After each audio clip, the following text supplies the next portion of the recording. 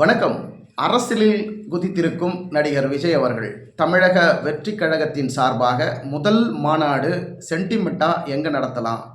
திருச்சியில் நடத்தலாமா, மதுரையில் நடத்தலாமா, சேலத்தில் நடத்தலாமா, இல்லை விக்கிரவாண்டியில் நடத்தலாமா? கடைசியில் விக்கிரவாண்டி பேர் தான் இப்போது அடிபட்டிருக்கு.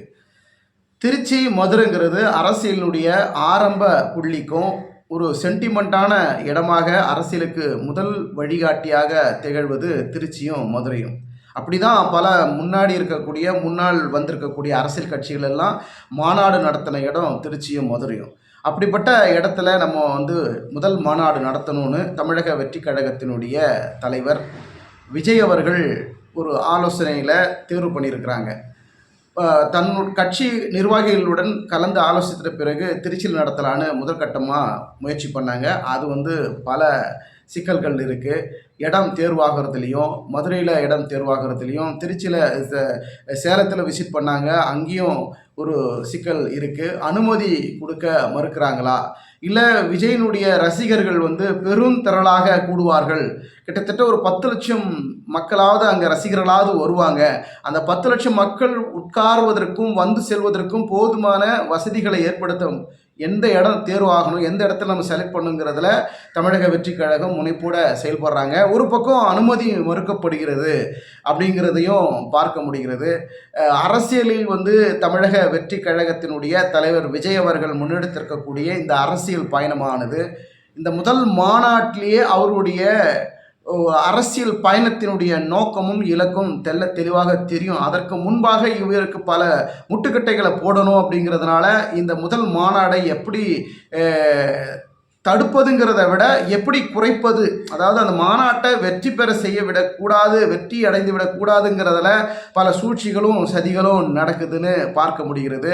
அதனால தான் அந்த மாநாடு நடக்கக்கூடிய இடங்கள் மாறிக்கிட்டே இருக்குது. திருச்சி, மதுரை, சேலம், விக்கிரவாண்டி அப்படின்னு தொடர்ந்து மாறிக்கிட்டே இருக்குது. இன்னும் முடிவாக தெளிவாக தெரியவில்லை.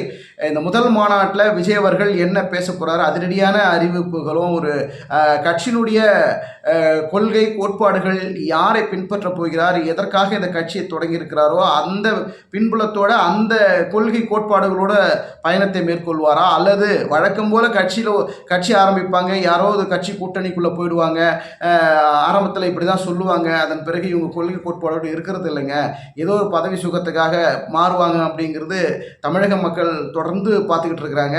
ஆனால் விஜய் அப்படி ஒரு நிலைப்பாட்டை எடுக்க மாட்டார். ஏன்னா அவருக்கு ஒரு என்ட்ரி இருக்குது, ஒரு மாசான வரவேற்பு இருக்குது. ரசிகர் பட்டாளங்கள் அவர்களுக்கு ஏராளமாக இருக்கிறார்கள். ரஜினிகாந்த் அவர்களுக்கு எந்த அளவுக்கு ரசிகர் பட்டாளம் இருந்ததோ அதே அளவுக்கு மட்டும் இல்லை, அதை விட அதிகமாக கூட இப்போ விஜய் அவர்களுக்கு கூட்டங்கள் அதிகமாக சேர்வதற்கு வாய்ப்பு இருக்கு.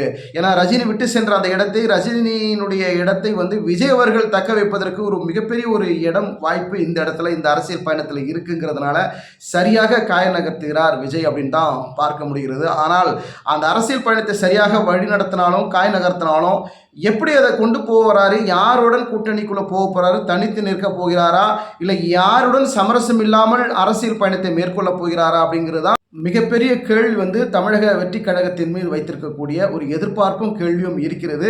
அதை எப்படி நடிகர் விஜய் அவர்கள் சமாளித்து தமிழக வெற்றி கழகத்தின் முதல் மாநாட்டின் வெற்றியை எப்படி கொண்டாட போகிறார், அந்த மாநாடு எந்த ஊரில் நடக்க போகிறது, எந்த மாவட்டத்தில் நடக்க போகுதுங்கிறது மிகப்பெரிய எதிர்பார்ப்பு ரசிகர்களிடையே ஏற்பட்டிருக்கு. பொறுத்திருந்து பார்ப்போம் எங்கே நடக்கப் போகிறது.